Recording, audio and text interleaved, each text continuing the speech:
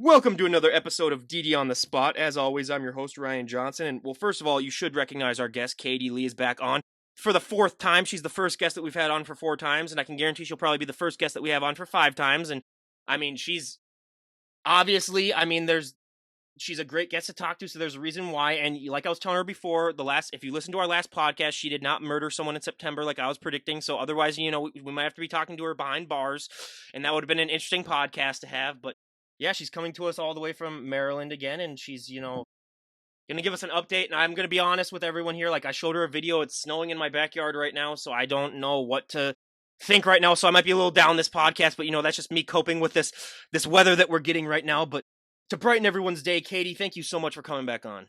Thank you for having me yet again. I'm excited to share these new adventures we've been having over this crazy 2020.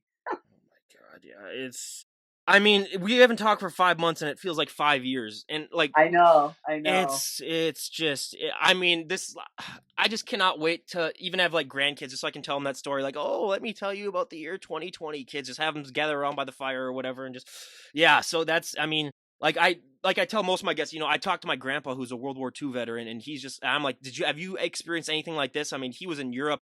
He went through a lot of stuff over there, and he's like, no, I didn't even experience anything quite as just surreal as this, just because it's just so weird.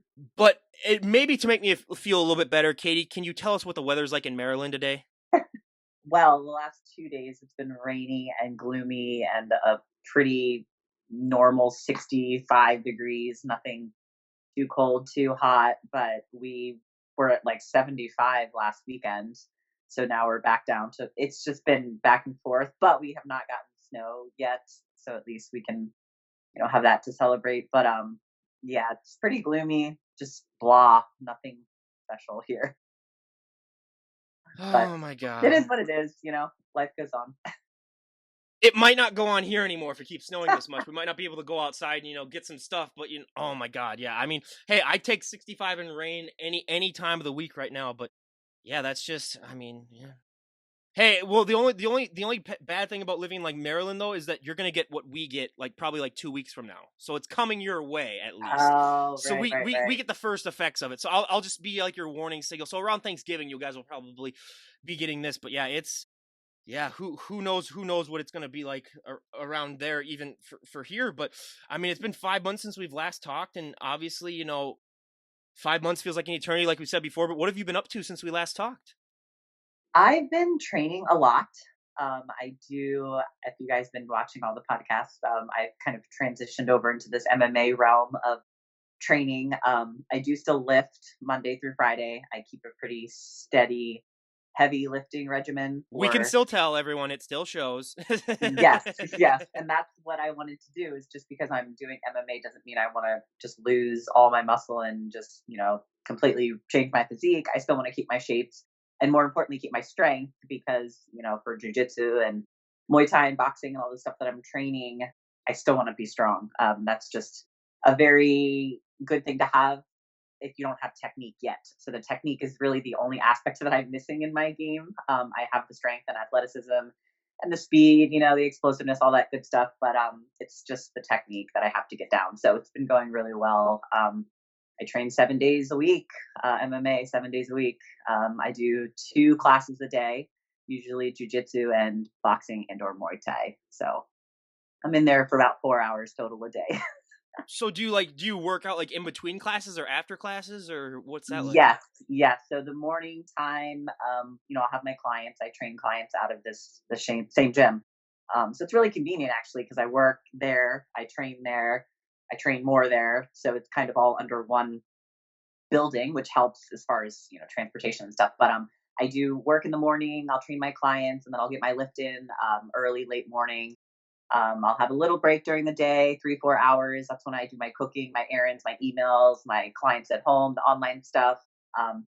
And then I pack up, I get ready, I go back to the gym, I teach a boot camp class there, and then I get into my 2 hours back to back of training. So jiu-jitsu and then Muay Thai and boxing. And then I don't get home till like 9:30, 10 o'clock sometimes. And then I start all over. Good God. What do you at, like 10,000 calories a day basically? Right. That's been the challenge for me, is keeping up the calories. But If anybody has gotten into the MMA world, it makes you a lot leaner. It does keep a lot of body fat off of you. It helps my endurance crazy. I mean, jujitsu, you're on the mat and you're just, dying. It's crazy cardio. So I have to enjoy both sides of it. You know what I mean? I just have to eat accordingly to keep my shapes and my size, but I'm in a very comfortable 165. I can maintain this weight for as long as I want to, as long as I just keep training and eating. I don't have crazy cheat meals. I just have my sushi and steak and all that good stuff to refeed. So, Whereas like me, I'm in my pizza bulking phase right now. If you can't tell, I've gained the 5 to 10 pounds of winter weight already, and by January, it's time to get on the treadmill and start to lose some of this. But hey, when you got weather like this, I don't know. I mean, I'll still work out later today, but I mean, it's just it's rough. But one thing that is so fascinating about what we talked about last time too, kind of, is that it's just a whole different mindset, a whole different adjustment. Do you think that this pandemic, because when we first talked, we were just in the very beginning stages of this pandemic, do you think that sort of the isolation that this has caused for a lot of people has really helped you focus more on your training and not be so worried about maybe like the social obligations that you might have had before? Because a lot of bodybuilders have talked about, like, that's the one positive thing that they can take from this, is that I don't have to worry about going out to eat with friends and stuff like that because no one's doing that. oh, 100%. I mean, I would probably be training just as much if it weren't this quarantine type of stuff, but it just gives me more of the reason to do it, more of the reason to just focus all my energy on that. And I want to, get into striking matches, and I've gotten into my jujitsu tournaments already. So it's like I wanted to do that anyway. So I feel like I would already be in this training mode, hardcore. Um, but sure, being locked down in quarantine, it gives you nothing else to do but either get fat and out of shape or eat good and get in shape. So you could really go both ways with this quarantine approach. But I like the training part and just the lifestyle. I'm experimenting with both ways. I'm leaning one way or the other, and then I'm slowly, I'm like it right in the I'm like a moderate. I'm leaning one side, and then I figure out the other side. So I'm figuring out all ways here. But obviously, like I said before, you didn't have that fight in September. What happened to that fight that you were gonna have? Unfortunately, this wonderful uh, COVID that we've been having, they just canceled it. They said they're going to reschedule it for early 2021, hopefully, if everything goes, accordingly, and things can tighten up around here and go back to normal. But again, I'm still training like I would be having the match. Hopefully, there will be other striking matches between now and then that I can do. That was just a charity event, which of course I was excited to do and raise money for cancer. But um, hopefully here in Maryland, there's going to be some striking matches coming up soon. Either boxing or Muay Thai, whichever one comes up first for me, I'll do. Um, and then just keep doing the jujitsu ones. They're going on. You've got to wear a mask to get in and that type of stuff. But at least they let you roll on the mats without a mask. So that was like a godsend because I cannot roll with a mask on. Which, I'm not buying this COVID excuse. My money's on the fact that that lady saw what you looked like, and then she's like, "There's no way in hell that I'm boxing her. That's We what need to everybody we need said. to reschedule this. We need to get this off. I don't want to die on this in this ring. So hey, come up with any excuse that you want. I am not going in there. So that's what my money's on, at least. But yeah, it's just, I mean, yeah, like the theme of most of my podcasts recently. I mean, COVID has just been something that's changed a lot of things. But do you have to wear masks at all when you're doing these jujitsu classes or in the gym, or is it sort of more free where they don't have to make you wear these? Um, it's a little bit more laid back. I wouldn't say it's very uptight. If you want to for your own safety or you think you're at risk or, whatever, that's fine. Totally up to you. It's not mandatory. You don't have to have one on in order to get on the mats. But we're all very, we're healthy. We're in the gym. We take care of ourselves. I don't believe we're at risk. And even if we did contract COVID, or we would be strong enough to fight it off. And I think that's a lot of the ease that I give myself, is that I'd be strong enough to fight it off. And, if we get the flu, that comes around every year, people get the flu, they fight it off. It's just, unfortunately, part of life. I'm sure there's diseases out there that we don't even know about yet that are floating around, and we're just, going about life. But we try to just keep it as normal as possible in there. We try to just block out what's going on in the world and really just give the most normal experience for people when they're on the mats, because I'm not only a teacher there, but I'm a student there. So I try to keep everybody just at ease. And that's so important too, just the being able to, I mean, with a lot of people that deal with a lot of anxiety, and this is just really heightened everyone's up to the 10th degree. But yeah, I couldn't imagine wearing a mask though when you're grappling, doing stuff like that, because you're breathing really heavy and you're just, yeah, It's horrible. Some schools do it around here. I know I've seen some other schools that have like little boxes like on the mats like that are taped off, and like you have to stay within the box and you can't go outside, and they have a mask on, and I'm just like, you guys, bless your heart, that sounds like pure misery because you're breathing heavy anyway. You're working out, like what? How can you restrict your breathing when you're trying to work out? Like it just doesn't make sense. But if that's their policy, then that's their policy. Well, and if you're someone like me who, I mean, I don't drink a gallon of water when I go to the gym. I drink a lake basically. With having that mask on, it just constantly me taking it on and off. So literally I just want to just install a little hole in my mouth and then just have a tube that's like Right. constantly fed to like a water source so I could just keep sucking in because yeah, I'm But one of then those, defeats yeah. the purpose of the mask. They'll say, "Oh, you got a hole in your mask now. No, it's not going to work." Well, my eyes are exposed and my ears are exposed. What difference does it make? It's the same amount of risk, but it's a stupid mask. It doesn't work anyway. So See, I don't have your look though, where this one person can just take one look at you and you could just go, "Do we got a problem?" And then they're like, "No, we don't have a problem." Where I have the normal-ish body where where they're just like, "Yeah, you got to put your mask on." I'm like, "Yeah, yeah, whatever. Yeah, I guess I guess I'll do that." But you mentioned that you teach now in martial arts, and what would you say is probably one of the biggest things that people struggle with when they first come to learning a martial art? Because I mean, I cannot imagine that you probably deal with all these people all the time that think that they're just a badass when they come into the class and they're like, "Yeah, I know everything," and it's like, okay, you don't know. I mean, that's the one sport where I would love to watch people just get owned for the first time. But what's one thing that you deal with a lot with people who, that they struggle with most when they're learning stuff like this? um, I mean, for jujitsu, it's really just the endurance part. It's hard for people to keep going at that pace for more than a minute or two. So the endurance part is hard for people. And if you've never been in athletic type of environment, like, and you're just coming in there doing jujitsu for the first time, and you've never been working out or doing a sport or something like that, you're kind of starting from scratch. So you're learning your body and body awareness and balance and all these things that you've never experienced before. So that's probably the biggest thing, the endurance and just people not being familiar with their body and the things that it can do and the ways that it can turn and flip and roll. And I mean, it's fun. I mean, it's challenging but fun. So some people, I mean, fortunately, people will start and then they'll stop. It's rare you find people that actually go all the way through to like get their black belts. Like they'll get maybe their blue belt and then they kind of fall off and you never really hear from them again. So that's another thing we have to do is just keep people excited about it and keep them involved and keep them wanting to learn more and more and more because it's a never ending journey in martial arts. You will always be learning something. Well, as the saying goes, too, everyone thinks they're tough until they take their first punch, and then it's just. Ugh. What was that like? What was that like for you when you took your first real hit in martial arts? Because yeah, it's a jolt for a lot of people where they're like, "Oh, okay, this is the real world now." Yeah, the sparring is. I mean, we do some sparring. I wouldn't say it's like 100%. Like these people are like really trying to kill you, but they're trying to teach you along the way. Like okay, Bop, you got caught. Bop, you got caught. Like I've gotten caught a couple times, like at least in my eye, to where like my contact came like flying out of my eye, and like it landed on the mat, and I was like, oh, hold on, guys. I was like, my contact came out of my eye, so let me go put it back in so I can see. But at least then okay, well they got me right in the eye because there went my contact flying out of my eye. But I'm kind of used to taking punches, from just other things in my life. So I'm I'm like, whatever, you just take the hits, you keep going, and that's part of the game, and that's why I kind of like jujitsu because you don't really get punched in the face.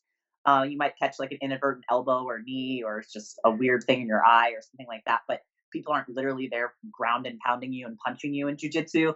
But when you transfer over to boxing and the Muay Thai striking aspect, that's when you're like, okay, now I'm really gonna get punched in the face. So be prepared. Is it hard when you're boxing and having that background also in jujitsu to not just use a jujitsu move on someone when you're boxing? Because I've heard these stories of people that go from like MMA to boxing or they go vice versa. And it's like, that would be hard for me. Like just having to just go for punching really when you're just like, oh, I could just sweep this guy's leg so easily.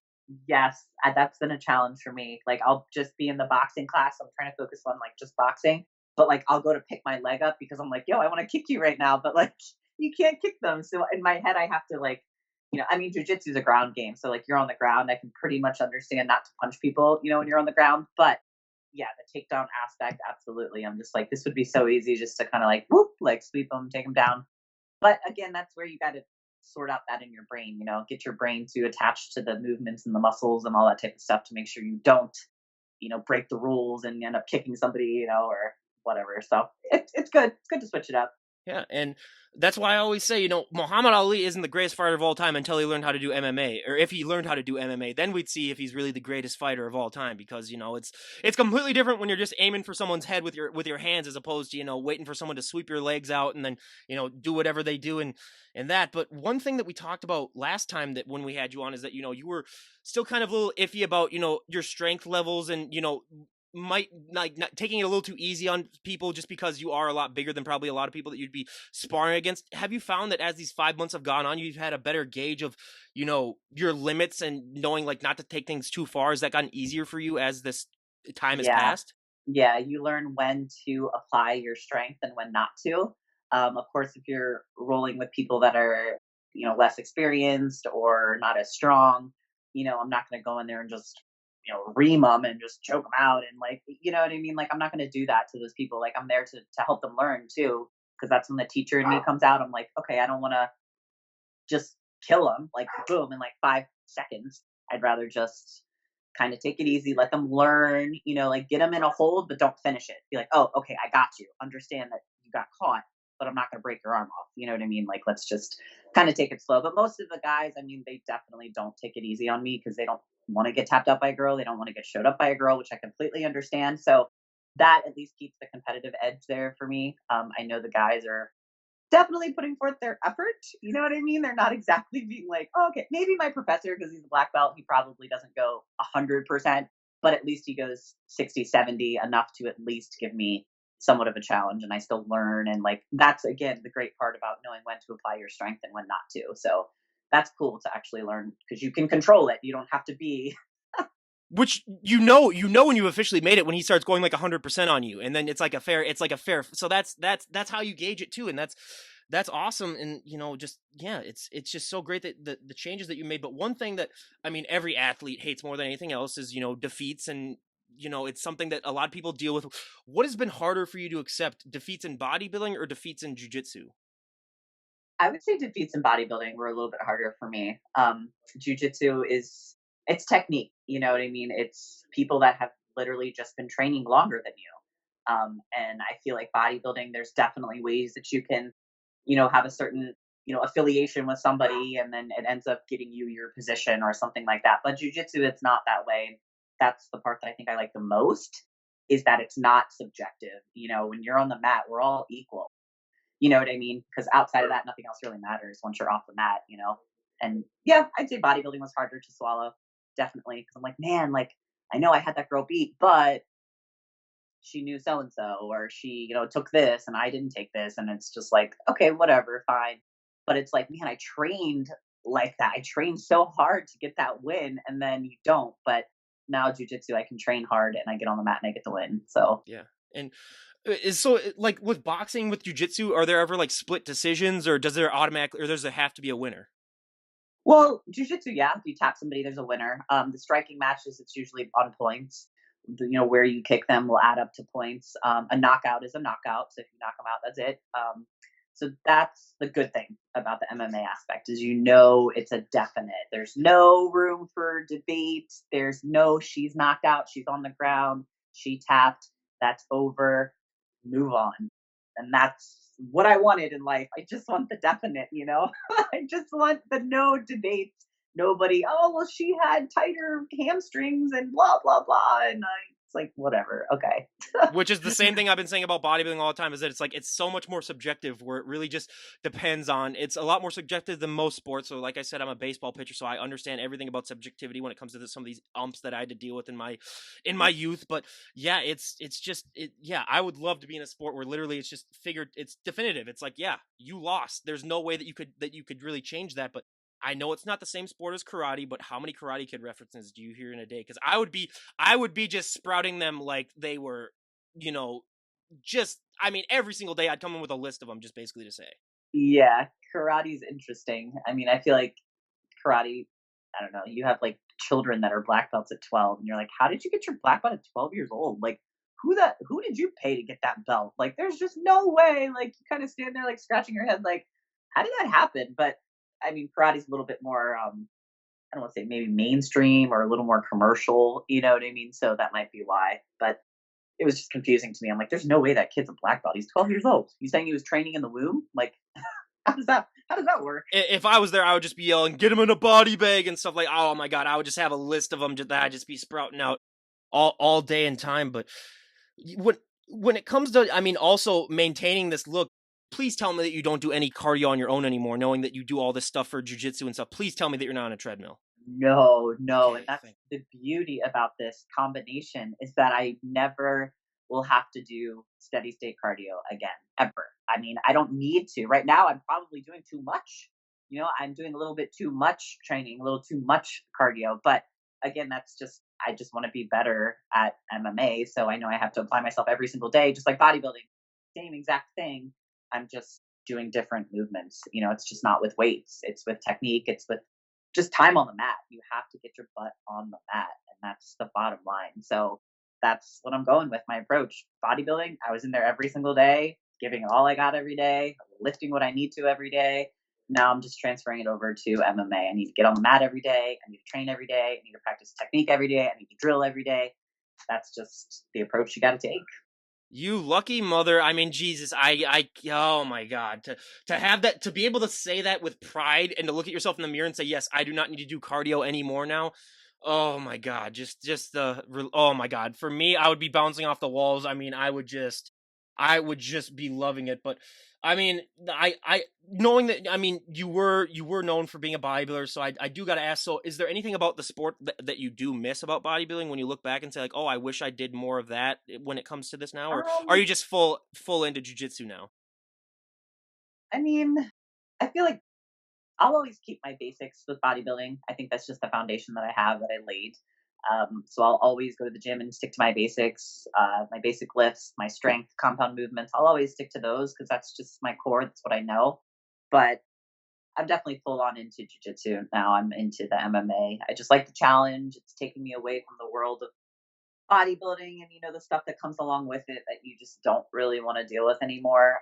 But I do miss the girls. I miss hanging out with the competitors. I miss seeing some of the friends that I have across the nation, and that's probably what I miss the most. Honestly, is just the connections with the people, the girls off the stage, and I mean, it's okay. We still can stay connected somehow, but I will miss that a lot. Have you been trying to recruit any of the bodybuilders to come and join MMA?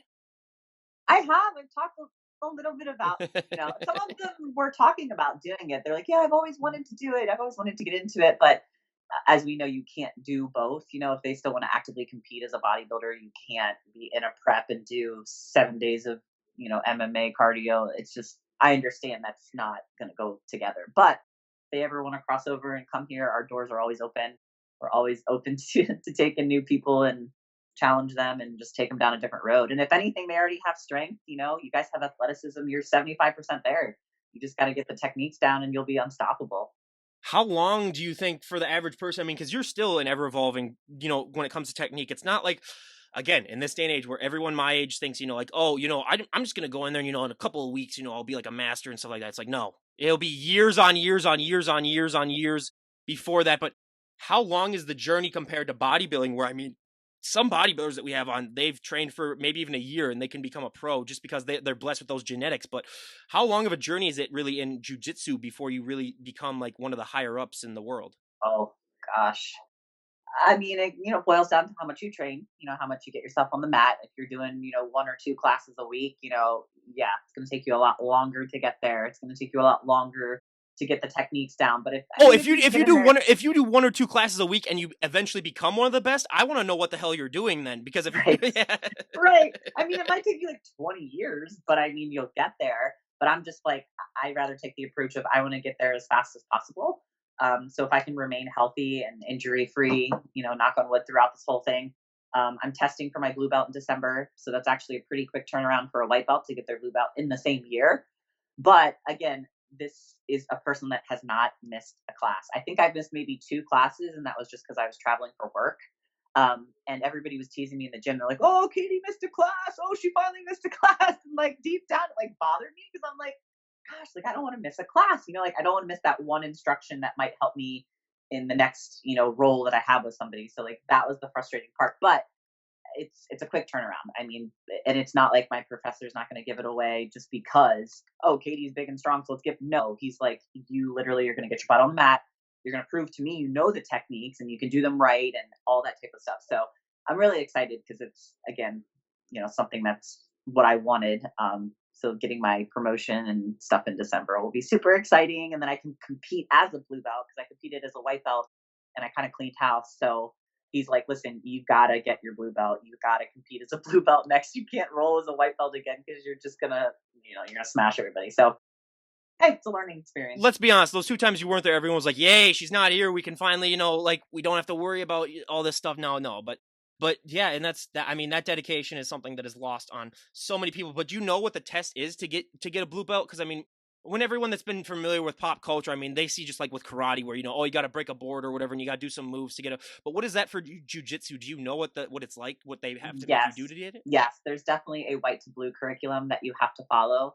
There's a total of 88 movements that you have to learn and understand uh, just to get your blue belt. He's not going to test you on all 88. I was gonna say Um, that's like a 10-hour long tryout, then Exactly, basically. Yeah. exactly. No, but like the first couple are like just your UPA, which is like just your bridge, your shrimps, your how to tie your belt. Like a couple of those are a little, very basic, but again, you have to learn them. But there's a good 50 or 60 that are pretty heavy. You definitely have to learn the techniques and the movements and all that type of stuff. So he'll probably only pick maybe 10 that he feels are very, very, very important, and then, of course, he sees you in class, so he knows the things that he's been practicing and running through with you and making sure that you're not forgetting them. So I think he pieces those together, and then he's like, okay, well, I know that all my blue belts will definitely know this, this, and this. And I think it's important for them to know the arm bars, the triangles, the, taking the back, all that very basic curriculum type of stuff. Because really, most of jujitsu, from your white to blue, that's a core of jujitsu right there. When you get into your brown and black, that's more weapon based. So you're doing self defense with weapons. So people that have a gun or a knife and they're coming at you. So that's a little bit more intense, but definitely the white to blue and then a little bit of blue to purple. It's just your basics, the foundations of jujitsu and things you should never forget, even as a black belt. You know what I mean? So wait, tying your belt, you just can't do the bunny ears like everything else? There's a specific thing for that? There's definitely a way to tie your belt properly, which a lot of people didn't know either. They're like, "Oh, there's a way to tie your belt. Like you need to know how to." Because so many people don't know. They'll come up to you and be like, "Katie, can you tie my belt?" I'm like, "You guys don't know how to tie your belt?" They're like, "No, I don't." I'm like, "Well, there you go. That's why you need to get your blue belt." Yep, yep, yep. Yeah, then that just shows, all the specific things for that, and that's just so awesome that you're doing that, and I just think it's so great to show that, like, you can go from one sport to the other and, still be able to accomplish all this, but yeah, it's just I mean, yeah, I really do think it's great, but so do you have any plans for competitions with jujitsu for next year? I mean, I know they said that they're gonna reschedule that one charity thing for 2021, but do you have anything else in plan? Yeah, actually, this Saturday I signed up 2 days ago. This Saturday there's a finisher. It was Finishers Jiu-Jitsu. It's another, I guess, organization, but it's submission only, so there's no points acquired or anything like that. Like my last tournament, it's just you got to get in there and you got to tap them out. If not, maybe it goes to like a sudden death type of thing.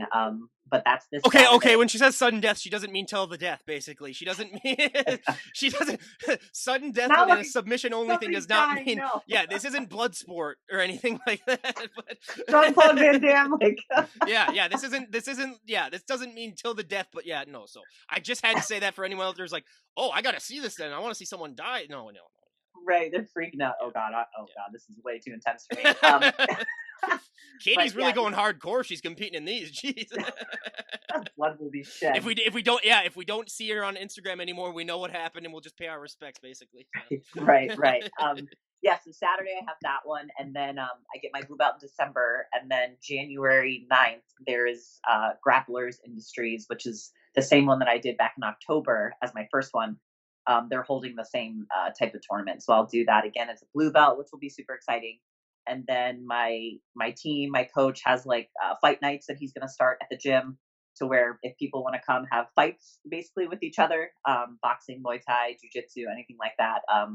we'll just set it up, get on the mats, have a fight night. If you get knocked out, you get knocked out. And then we're going to keep our ears open for any striking tournaments coming up. And then I'll just jump into one of those. But an amateur one, I got to build myself up. I'm not going to sit there and jump into like some pro fight or something and get knocked out. Like, slow and steady. Yeah, give me Holly Holm, basically. I want Holly Right. Holm. Yeah. Right. Give me Amanda Nunes. That might not turn out so hot, even though you do have a good 4 or 5 inches on her and a couple of dozen pounds. But hey, that just shows that technique really does work. But hey, I really do think that someone should really set this up. It's kind of like a real life fight club where and you're not fighting in a basement bare hands, but yeah, settle all your disputes that way. You don't have to. I mean, people can. That's one thing that I think it really should happen. But that's just. Wow, yeah, that's awesome that you're doing all these things, and it's a deep progression and going to all these all these things. But if you don't submit, because if you have one of those people that just has an iron will, if they pass out, then does that count as a submit then? Yes. Okay, yes, good. absolutely. I was gonna say, yeah. If you put them to sleep, the referee will stop it. But of course, us as athletes, we know if we put somebody to sleep, you can feel them go limp. You know what I mean? You let go right away. You're not gonna hold them the referee didn't stop it yet. No, you're not gonna kill the person. Just let it, you know what I mean? Keep pounding them until they stop. Right. Yeah. Just let it go. Yeah. They have fallen asleep. Just like the UFC, you see some of the guys, they don't tap, but the referee stops it because they are asleep and unconscious. So okay, so I've never been tapped or I've never been put unconscious. What was that like the first time that you got put unconscious? Ooh. I mean, it's actually only happened to me once or twice. But it actually wasn't in the gym. It was outside dealing with some other crap. But inside the gym on the mats, I've tapped every time. And I don't let it go to the point where they put me to sleep. I don't have that much pride. I'm okay with tapping out a little beforehand. My professor definitely, I've gotten pretty close to where, you try to push your limit as far as knowing when to tap and when not to. And I think that's the tricky part for a lot of people too, is not knowing when to tap and when your body's really gonna just give out on you. So again, if you're just drilling and you're in the class environment, you don't have to put yourself through that. But a tournament, yeah, you might have to put yourself to sleep if you're not willing to just give them that win. But your body won't lie; it will definitely tell you. Which, I mean, I have a bucket list of things. Being tapped out is one thing that I want to have, just so I can experience it, just once in my life. Also, smelling salts, but that's a powerlifting thing that I've always wanted to try. Smelling salts, then and see what that's like. So, hey, I got a bucket list of things, but it's probably gonna be when I'm 60 years old. I'm just gonna have a buddy of mine be like, hey, tap me out. I just want to experience it just once in my life, and then yeah. But that's one experience that I think is just so unique that I mean, a lot of people talk about, oh, it feels like you've been asleep for a while, and it's no, you're only out for 2 seconds. So I want to, first of all, exactly. if they could make naps like that, that would be perfect, where you're only asleep for a couple of seconds, and then you feel so regenerated and refreshed. I mean, I wish that would be the case, but I see on your Instagram all the time you're a big UFC fan. So who's your go-to person to root for in UFC? Just because there's so many of them. Oh, I'm a Khabib fan. I love his style of fighting. I think he's pretty unstoppable in every realm. And he's very humble. He's not a showman, you know what I mean? He's not all showy. Connor's okay. He's, definitely got his, he's too small for me. I'm sorry. But when you're fighting featherweight, it's come on, dude. Seriously, come on. Yeah. Yeah, he definitely kind of takes it. But I'm fan of Khabib. Holly Holm, of course, I'm a fan of Amanda Nunes just because she's amazing and unstoppable. I'm not a fan of John Jones too much. I mean, I respect what he's accomplished, but I'm just not a fan. I had a podcast with Stephan Bonner, which was really cool a while back. He doesn't fight anymore, but when he was fighting, he was definitely one of my faves. Yeah, I mean, Rose Namajunas, she's great. Yeah, but I think if I could idolize one, it would be Khabib. If I could be him in a female version, that's kind of my goal in life now. Yeah.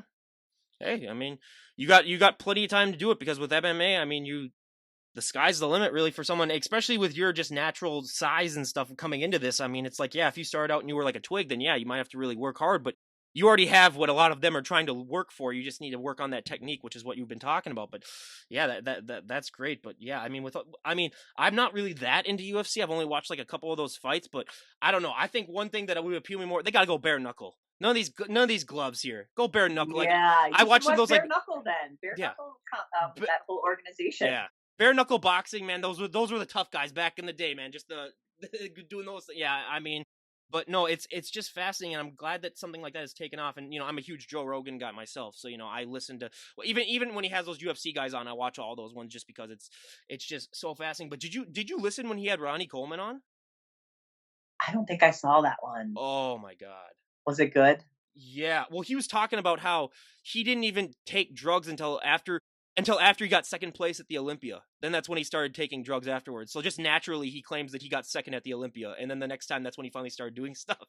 So I was like, okay, that must be just the greatest genetics of all time. Then, if you were just Right. if you were like that, but Seriously. but he did. I mean, I don't know how a human could look like that, but then I mean, but he was also really honest about like all the suffering that's happened to him since then from doing all that stuff, like all the injuries that he has now and how he can barely walk and stuff. It's sad, but I mean, it's like, yeah, and he claims when he was a security guard, I mean, he just ate fast food basically, and he still. So I was like, if I could have that genetics, I mean, Yeah. oh I my mean, that's like god, one in in a a lifetime billion, type of yeah.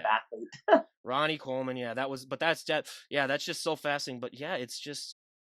Yeah, it's amazing, and I'll find that podcast that you did with that one person. I'll have a link for it down below so everyone can go and check that out because I think that would be really fascinating to hear actually talk to someone who knows their It stuff. it was really cool, yeah. Yeah, as opposed to me where I'm just talking about like, oh, your belts. How do you tie your belts? Because that's interesting. Yeah, as opposed to that. But hey,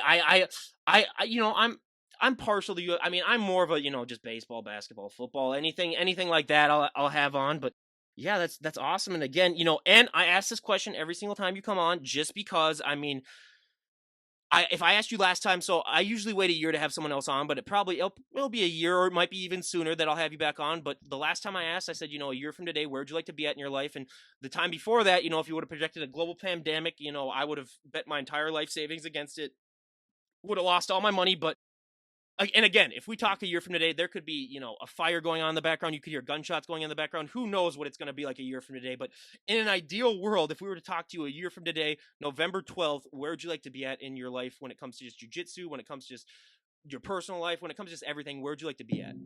Hmm. Well, I of course wanna continue down jujitsu, just stack up some more tournament wins. I mean, I don't think I'll get my purple belt in a year. Maybe if I train every day, maybe if I progress fast enough, I'll get it. But of course, to be promoted again, get my purple belt, but get more wins in jujitsu. A lot of striking matches I want to get into. Hopefully, stack up some wins there. I'm working on a fitness app. I'm trying to come out with my own app. That way, it's just easier for people to find my workouts and my nutrition programs and all that type of stuff I want to get for them. Some other content and stuff I'll probably post up there. So definitely the wins, the app, and hopefully just growing the gym. Growing MMA and sport, helping Kaylee Made, kind of collaborating, building the students there. Um, Personally, might entertain dating. Maybe maybe find somebody to date. I don't know. Kind of married to the game, which is fine with me. But yeah, I'm cool with She's that. married to her dogs too. Let's be honest. I am definitely my dogs. I'm married to the gym, but that's just kind of where I'm at now. I'm happy there. I'm 34, so I'm not like super old. I'm not super young. I'm kind of like in between. So yeah, just from business and an athletic standpoint, just to kind of grow there and keep my family healthy and happy, and I'm good to go. Which thank God for you saying that because I'm 26 and I feel ancient because I had a 20-year-old on a couple of days ago and I was like, oh God. I was like, enjoy it while it lasts. And she's an up and comer and I mean, she's 5'11" and she's just huge. I'll have to send you her link to her profile because she is massive. And that was Yeah, when I I was think I talking to her and remember you posting her, blonde girl, right? blonde girl. No, I haven't even done a thing with her yet, or I haven't even posted yet because I had her on like two Oh, days okay, ago. okay. I thought I So saw yeah, her I'll on send there. you the link to it. Yeah. So from now, it takes me like a week or two to edit and publish these things. So yeah, I just started. So I'll send you the link to her. It's yeah, she's just awesome. But yeah, and that's great. And lastly, I mean, is there anyone that you'd like to give a shout out to before we wrap things up? Um, just my gym, MMA and sport, all the team there. Kyle Sepsic, he does a lot of great stuff in the community. He does a lot of charity events. He helps the community. It's just a really good group of people. They just help each other. Family oriented environment. I love it. I'm happy that I can combine Kaylee Made and kind of help the students there. That's why I started the boot camp because I want to make all them, healthier, stronger, to help them with their MMA. Like I train myself to be better at MMA, so I want to help them and train them to be better at MMA. So I want to thank them a lot, of course. Just my family here supporting me through all my crazy adventures that I like to take. Um, and yeah, that's pretty much it. Yep. I mean, I couldn't say it better myself. And again, we can't thank Katie enough for coming back on. And I mean, 4 times. Geez, it's been a while. But I gotta end it the way I always want. Kay, can you give us a front double buy? Just because I would get lynched if I didn't All have anyone say, right. look at that. Hang on, just pump it up, pump them up, pump them up for a second. That's just absolutely insane, everyone. Good God. We all Just need to the go and biceps. train. We all need to go and train arms now. That's just absolutely ridiculous. But again, you guys, Katie Lee, thank you so much for coming on. I really appreciate it. And this is Ryan Johnson, DD on the spot, signing out. Have a great day, everyone. Thank you guys.